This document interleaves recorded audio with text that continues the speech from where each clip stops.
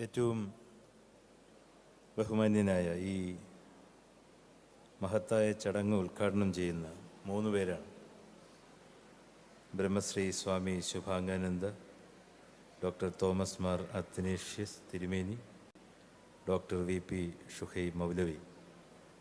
ഇവർക്ക് 3 പേർക്കും എൻ്റെ സ്നേഹാദരങ്ങൾ ഈ അവസരത്തിൽ അറിയിക്കുന്നു. ഇവിടെ വളരെ മനോഹരമായ ഭാഷയിൽ ഈ പരിപാടിക്ക് ഉതകുന്ന തരത്തിലുള്ള ഒരു സ്വാഗത ഭാഷണം നടത്തിയ ഡോക്ടർ ദിവ്യ എസ് അയ്യർ, ഈ വേദിയിൽ മുഖ്യ പ്രഭാഷണം നടത്തുന്ന reverend doctor Paul Thalekkattu, Balaprajapathi Adikalar, Brahmacharini Mini, ഏറ്റവും ബഹുമാന്യനായ Swami Sandeepananda Giri, Shri Ashraf Kadakkal, Brahmachari Sudheer Chaitanya, EV Anilkumar, Swami Vishwabhadrananda Shaktibodhi, Shri Binoy Jacob Das, professor TP Kunhikannan അവറുകൾ, ഈ പരിപാടിക്ക് കൃതജ്ഞത പ്രകാശിപ്പിക്കുന്നു ഡോക്ടർ പ്രമോദ് പയ്യന്നൂർ അവറുകൾ. ഈ പരിപാടിയുമായി ബന്ധപ്പെട്ട് കഴിഞ്ഞ കുറേ ദിവസങ്ങളായി അക്ഷീണം പ്രവർത്തിച്ചുകൊണ്ടിരിക്കുന്ന സാംസ്കാരിക, സാമൂഹിക, ആത്മീയ രംഗത്തിൻ്റെ തിരുവനന്തപുരത്തിൻ്റെ പരിച്ഛേദം. എല്ലാവർക്കും എൻ്റെ സ്നേഹാദരങ്ങൾ. ഈ ചടങ്ങിനായി സാധാരണ ഇങ്ങനെയൊരു പരിപാടി നടക്കുന്ന സമയത്ത് ഇത്രയും വലിയ ആൾക്കൂട്ടം പലപ്പോഴും കാണാറില്ല.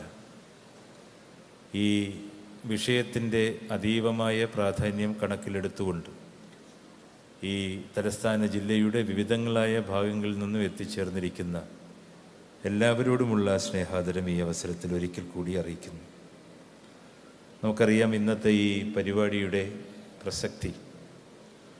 ഇത് കാലഘട്ടത്തിൻ്റെ ഏറ്റവും പ്രധാനപ്പെട്ട ആവശ്യം. വിശ്വാസവും മൈത്രിയും മാനവികതയും, അതാണ് മനുഷ്യജീവിതത്തിൽ ആത്യന്തികമായി ഉണ്ടാകേണ്ടുന്ന ഏറ്റവും കനപ്പെട്ട കാര്യമെന്ന് പറയുന്നു. അതുതന്നെയാണ് സംസ്കാരമെന്ന് എനിക്ക് തോന്നുന്നു. ഒരു വ്യക്തിയുടെ ജീവിതത്തിന് ഊടും പാവും പകരുവാൻ ഏറ്റവും അടിസ്ഥാനപരമായ കാര്യമെന്ന് പറയുന്നത് സംസ്കാരമാണ്. സംസ്കാരം ഒരു വിശ്വാസത്തിലൂടെ ഉണ്ടാകുന്നതാണ് എന്ന് പറയുന്നു.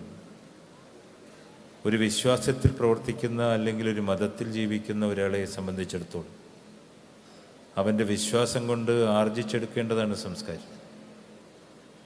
ആ സംസ്കാരം ജീവിതത്തിൻ്റെ ആകെ തുകയാണ്. അതിനെക്കുറിച്ച് പ്രധാനമായും പറയുവാനാണ് കേരളത്തിൻ്റെ സാംസ്കാരിക വകുപ്പ് ഇതിനെ എല്ലാത്തിനെയും കൂടി കൂട്ടിച്ചേർത്തുകൊണ്ട് ഒരു പ്രധാനപ്പെട്ട ഇവിടെ പരിപാടിയായി നടത്തുന്നു. എനിക്ക് ശേഷം ഏതാണ്ട് 20 പേരോളം ഇവിടെ സംസാരിക്കാനുണ്ട്. ഒരാളൊരു 5 മിനിറ്റ് സംസാരിച്ചാലും ഒരുപാട് സമയം ഈ പരിപാടി നീണ്ടുപോകും.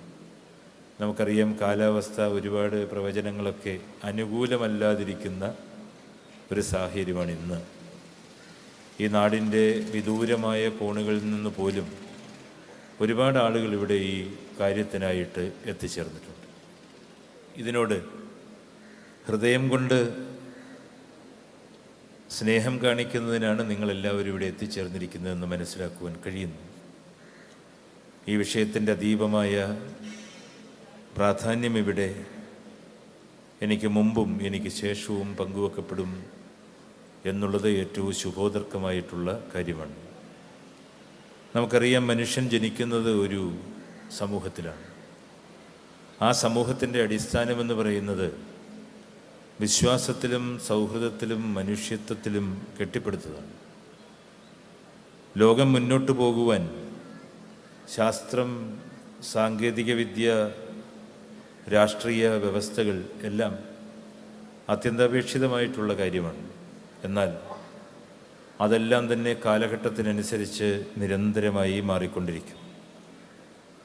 എന്ത് മാറ്റമുണ്ടായാലും മനുഷ്യൻ്റെ അന്തരാത്മാവിൽ നിന്ന് ഒരിക്കലും നശിക്കാത്ത 3 മൂല്യങ്ങൾ അതായത് വിശ്വാസം, സൗഹൃദം, മനുഷ്യത്വം, ഇവ ഉയർന്ന് വരും.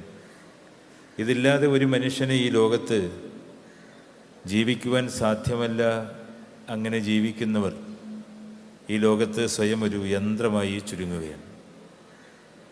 വിശ്വാസമെന്ന് പറയുന്നത് യഥാർത്ഥത്തിലൊരു വാക്കല്ല, അത് മനുഷ്യൻ്റെ ഉള്ളിലെ ശക്തിയാണ്.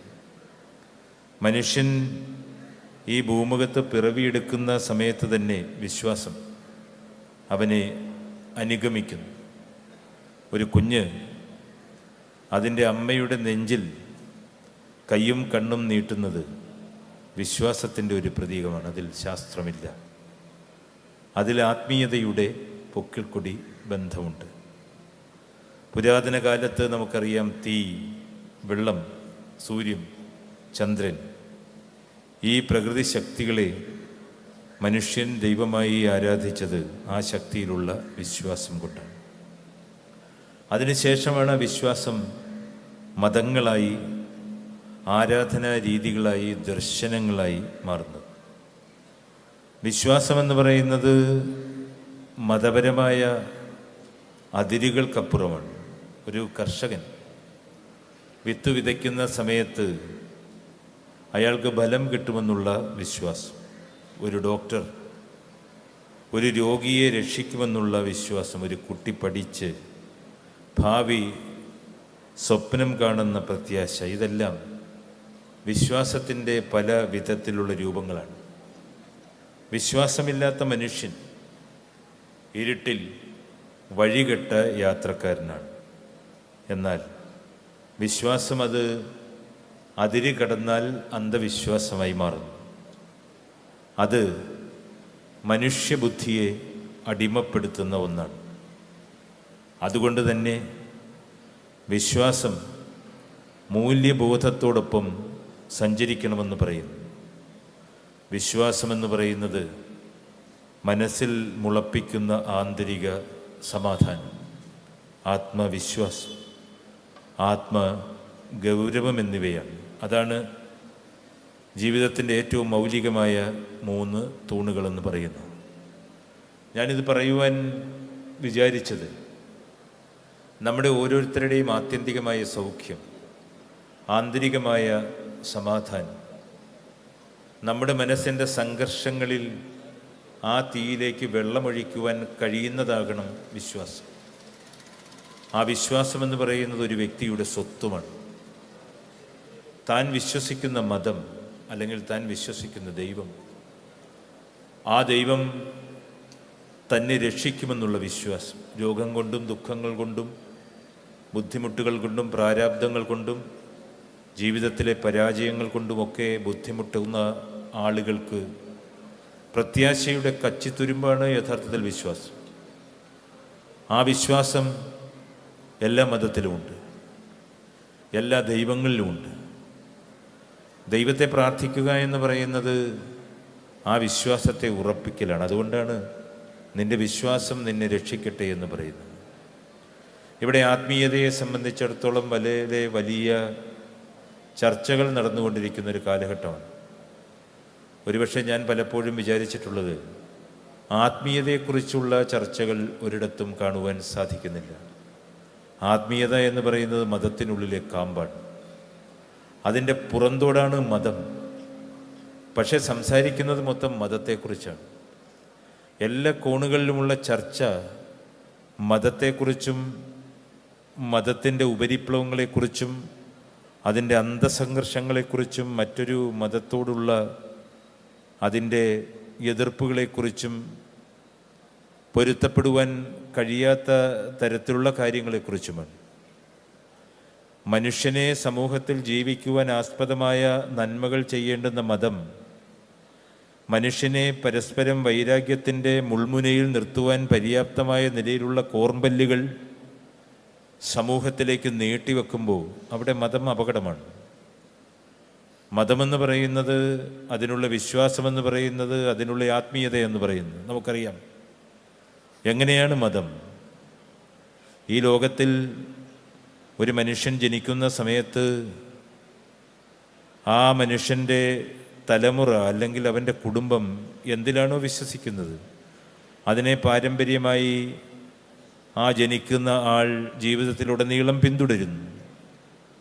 കാലഘട്ടത്തിൻ്റെ ഏതെങ്കിലുമൊക്കെ അവസ്ഥാവിശേഷങ്ങൾ വരുമ്പോൾ അവർ സ്വയം വിചിന്തനം നടത്തി ഒന്നുകിൽ മതമില്ലാതെയോ അല്ലെങ്കിൽ മതത്തിന് അതീതമായോ അല്ലെങ്കിൽ മതത്തിനുള്ളിലോ ഒരു ജീവിതം കെട്ടിപ്പടുക്കുന്നു, കുടുംബമുണ്ടാകും.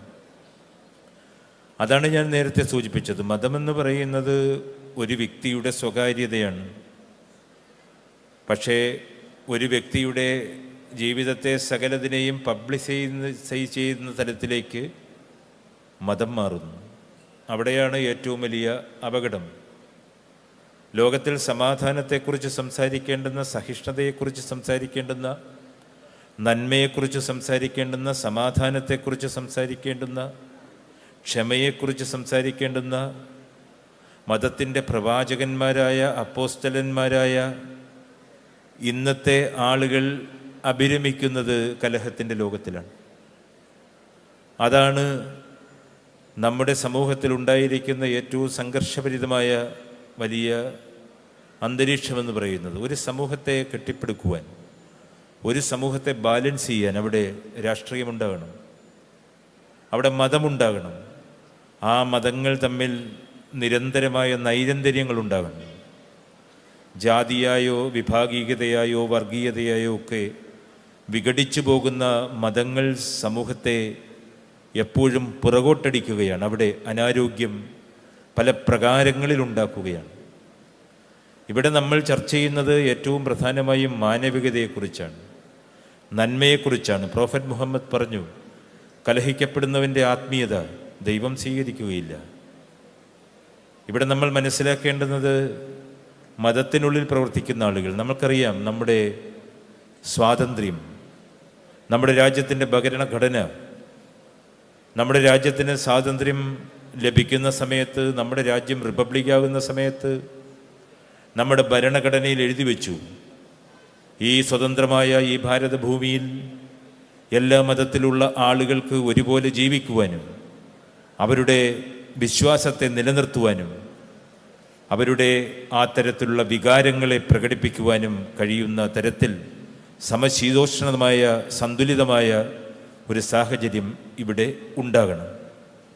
അതാണ് മഹാരഥന്മാരായ നമ്മുടെ മുൻഗാമികളായ ആളുകൾ നമ്മുടെ നാടിന്, നമ്മുടെ കാലത്തിന് ഏറ്റവും വലിയ സംഭാവനയായി നൽകിയത്. നമ്മുടെ രാജ്യത്ത് ഒരുപാട് മതങ്ങളുണ്ട്. മുസ്ലിമുകളുണ്ട്, ക്രിസ്ത്യാനികളുണ്ട്, ഹിന്ദുക്കളുണ്ട്, പാഴ്സികളുണ്ട്, ജൈനന്മാരുണ്ട്, യഹൂദികളുണ്ട്, സിഖുകാരുണ്ട്. ഒരുപാട് മതങ്ങൾ നമ്മുടെ രാജ്യത്ത് ഉണ്ട്. ഈ മതങ്ങൾ ജീവിക്കുന്ന ആളുകൾ, നമുക്കറിയാം നമ്മുടെ സ്വാതന്ത്ര്യ അനന്തര കാലഘട്ടത്തിൽ ഏറ്റവും കൂടുതൽ ഉണ്ടായ സംഘർഷങ്ങൾ മതത്തിൻ്റെ പേരിലാണ്.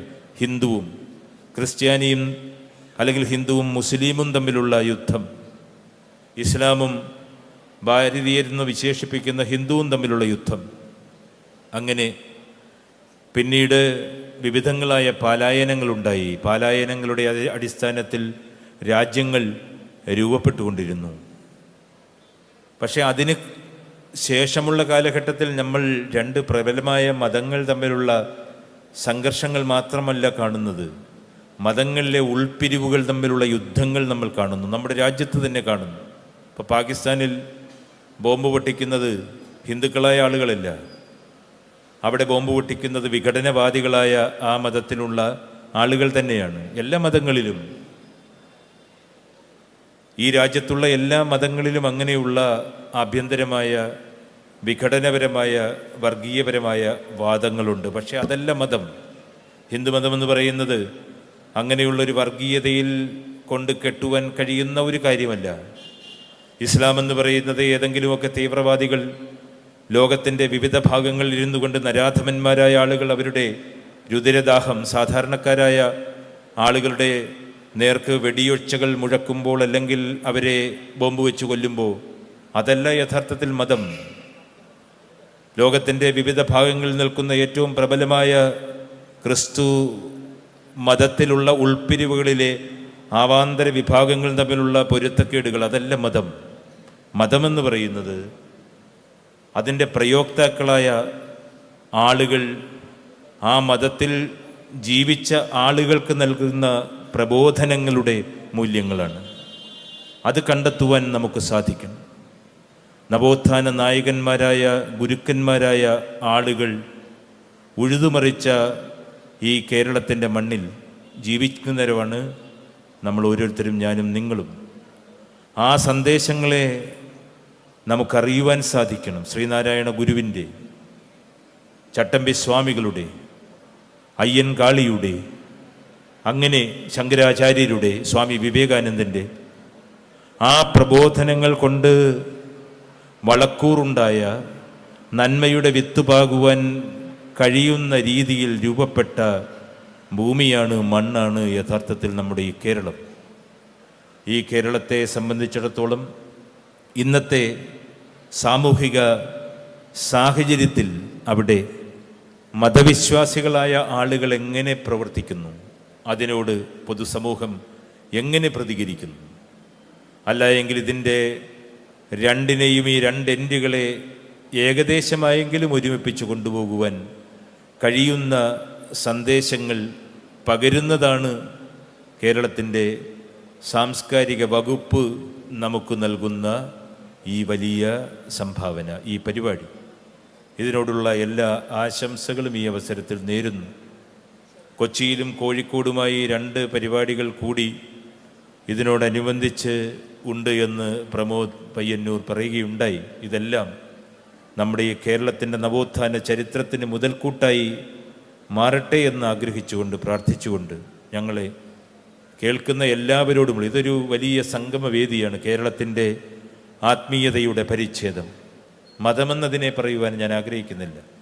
ആത്മീയതയുടെ, മാനവികതയുടെ പരിച്ഛേദം, ജാതിമത വർണ്ണ വർഗ ചിന്തകൾക്കതീതമായി മാനവ മഹത്വത്തെ മാത്രം മുൻനിർത്തി പ്രവർത്തിക്കുന്ന ഒരു കൂട്ടം പരിണിത പ്രജ്ഞരായ ആത്മീയ കുതുകികളുടെ വലിയ വേദിയായി ഈ തലസ്ഥാനത്ത് ഇതിൻ്റെ തിരശീല ഉയരുമ്പോൾ അത് നമ്മുടെ രാജ്യത്തിൻ്റെ മതേതര ഹൃദയത്തിലേക്കാണ്, ബഹുസ്വരതയുടെ ഉദാത്തമായ ആ വസന്തത്തിലേക്കാണ് വെളിച്ചം വീശുന്നത് എന്ന് കൂടി നമ്മളെല്ലാവരും മനസ്സിലാക്കുമെന്ന് ഞാൻ വിശ്വസിക്കുന്നു.